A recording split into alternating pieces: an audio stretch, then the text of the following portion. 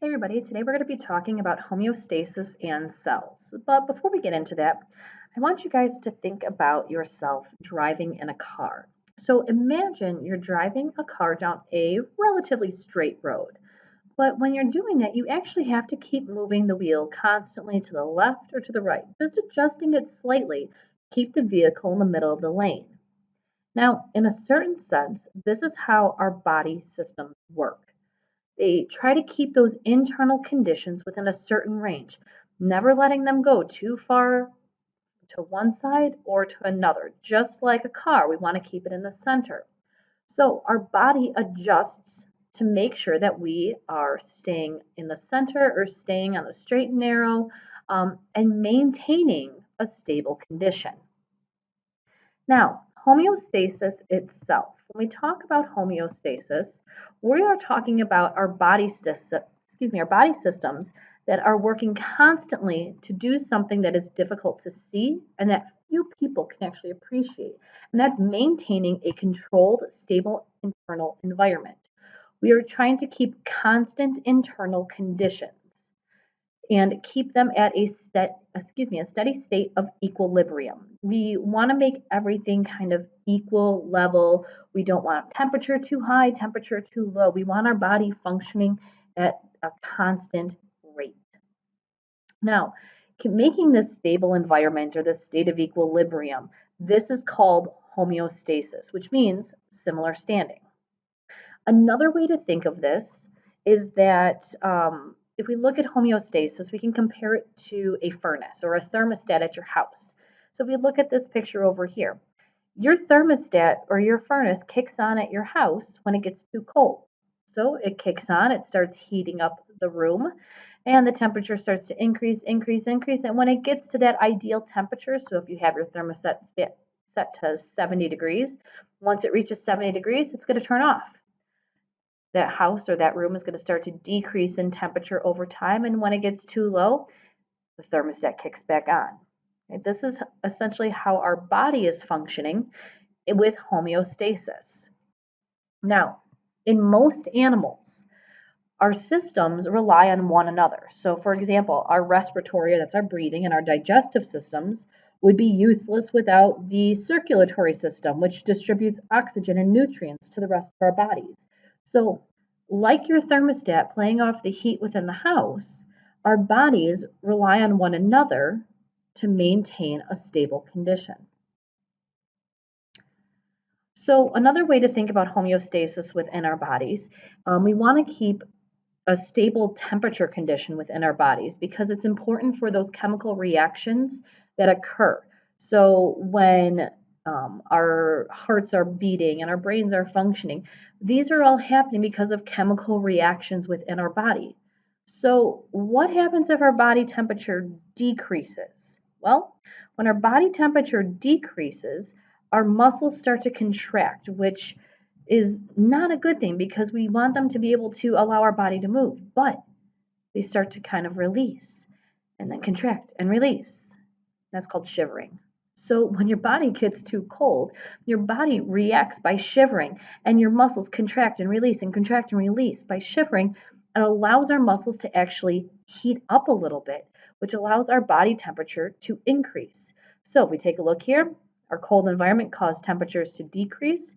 We start to send signals to produce heat. That means our body's going to start shivering. As our body temperature increases, once we get to a good temperature, it's going to stop. We will stop shivering.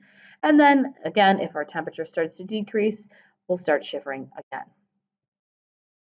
Now, another cool thing our body does to maintain homeostasis, to keep our bodies happy and healthy, is fighting diseases. So most animals have an immune system that can distinguish between self, meaning the good things in our body, and others, like viruses and bacteria.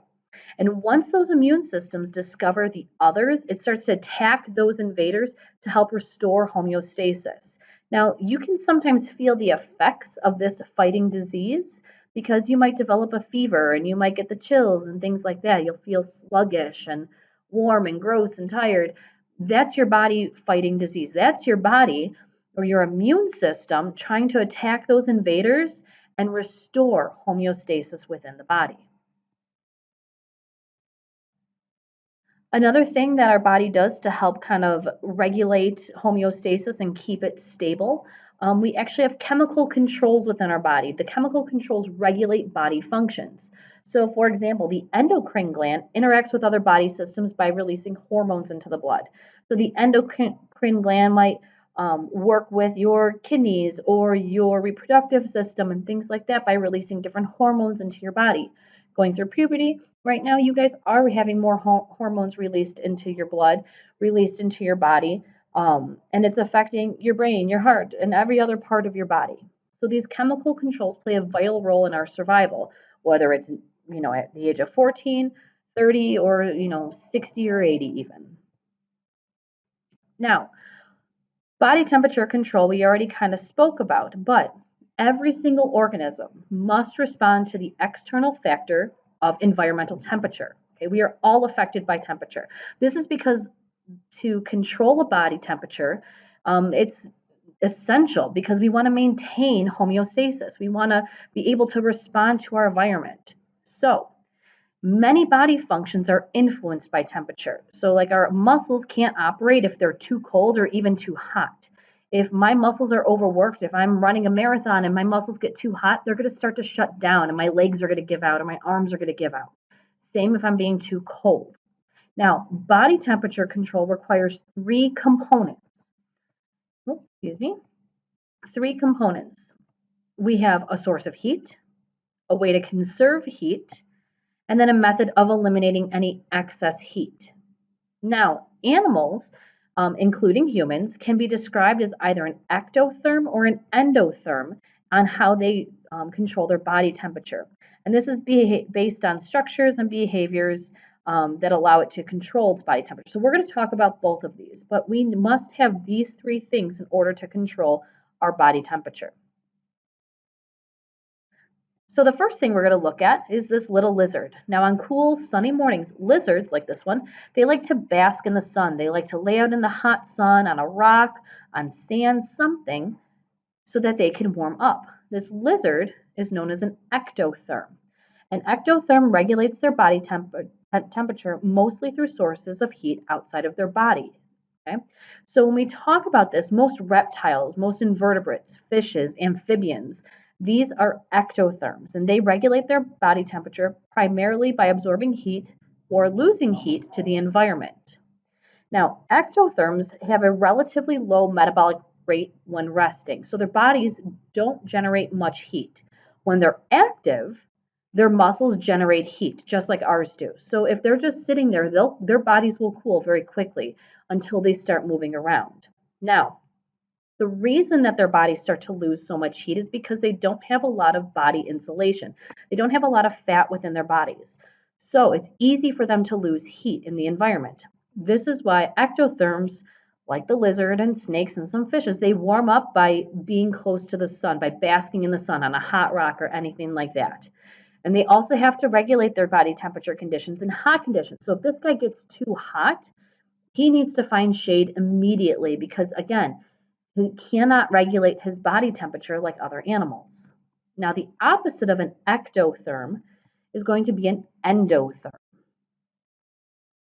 An endotherm is an animal whose body temperature is regulated by using the heat generated by its body. So, for example, endotherms like birds and mammals have a high metabolic rate when they're not moving and they generate heat even when we're resting.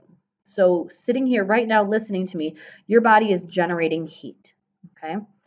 We have a high metabolic rate because of that. Now, birds, for example, they can conserve that body heat by using insulation from their feathers. We, as mammals, even like this jaguar, we use body fat and hair for insulation. So even the little bit of hair you have on your arm and your head, these things help conserve our heat.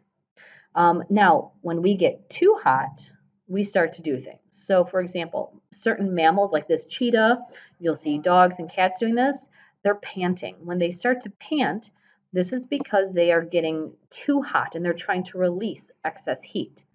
Humans, we sweat to help reduce excess body heat. And as we sweat, the sweat evaporates off our bodies, causing our bodies to cool down. So even though it might seem kind of gross, it's actually doing a really important job to help you stay cool when you're too hot. Now, if we look at ectotherms and endotherms, I like this graph a lot because as we see the outside temperature, as the outside temperature increases, a snake, for example, their body temperature is also going to increase unless they find shade. An endotherm, like a mouse or a human, as the outside temperature increases, our body temperature stays the same because we are able to regulate it. So, ectotherms require less food because they don't have to regulate their body temperature by having a low metabolic rate. And then it takes a long time for them to warm up in the sun. Endotherms, we generate and conserve body heat due to a high metabolic rate, but this also requires us to have a lot of fuel or a lot of food. We have to eat often so that our bodies have the energy to generate that heat. Now, as we move on, we're going to focus now on the cells part of homeostasis. Now, when we talk about maintaining homeostasis, we can talk about both single-celled organisms and multicellular. So when we talk about a single-celled organism, in order for these guys to maintain homeostasis, unicellular organisms will grow, they'll respond to their environment, they'll transform energy, and they will reproduce. Okay, they're able to carry out all the necessary functions for life, even though they are a single-celled organism, like bacteria. And it's crazy because we come into contact with bacteria so much. Every time we brush our teeth, we eat a piece of fruit, we touch our cell phone, we are coming into contact with single-celled organisms. Now, the opposite of single-celled organisms are multicellular organisms, like us, like animals, like plants. These are all multicellular. We have become specialized for particular tasks, and our bodies have learned to communicate to one another to maintain homeostasis. Now, when we do that, we are actually going to focus on the levels of organization of how a multicellular organism can communicate with one another. Now, when we think about levels of organization and just organization in general, I want you guys to think about a grocery store and how a grocery store is organized. Each grocery store is split into different departments. You have your produce section with all your fruits and vegetables. You have your dairy section, your meat section. Cereal is down one aisle, bread is down another. So it's broken down into not only departments, but down to aisles. And then each aisle is broken down into shelf sections. And then even those shelf sections are broken down into a single product. So when we look at the levels of organization of a multicellular organism, we can break it down into 4 groups: cell, tissue, organ, and organ system. The first is going to be the cell. The cell is the basic unit of structure and function in all living organisms. It's very basic. We can look at a neuron, which is a single cell. We can look at a skin cell, a brain cell, one cell in our entire body. Now, if we take all of those cells and we put them together and they start working together, then we'll have what's called a tissue. It's a group of similar cells that work together for a particular function. So if I'm looking at one skin cell and say, okay, I'm going to take a group of these skin cells, I'm going to say, okay, that's my epithelial tissue. It's part of my skin. It protects, it absorbs, and it excretes materials. I can look at that neuron and say, oh, I put all those neurons together and now I have nervous tissue. It's receiving and transmitting nerve impulses. This is part of our brain, spinal cord, and nerves. Now, if I take these tissues and I put those together, we get an organ. It's a group of tissues that work together. So, for example, a brain. We have a frontal lobe, temporal lobe, all these different colored sections. These are all different tissue groups that we've put together to form a brain or an organ. And then last is an organ system. So taking a group of organ system are many organs working together. So for example, we have the muscular system. This is going to include skeletal muscle, smooth muscle, cardiac muscle. We have the circulatory system, which is the heart, blood vessels. We have the nervous system, which is the brain, the spinal cord, and the nerves. These are all these different organs working together for a specific function. Some other examples. that are more common that we think of: the respiratory system. So our nose, our pharynx, our larynx, our trache, bronchioles, and lungs. Digestive system, mouth, esophagus, stomach, small and large intestine, things like that. So organ systems are many organs working together for the greater good. And here's just a few more examples on that last slide. If you have any questions, please let us know now. If not, make sure you take a look through the different types of organ systems, organs, and levels of organization.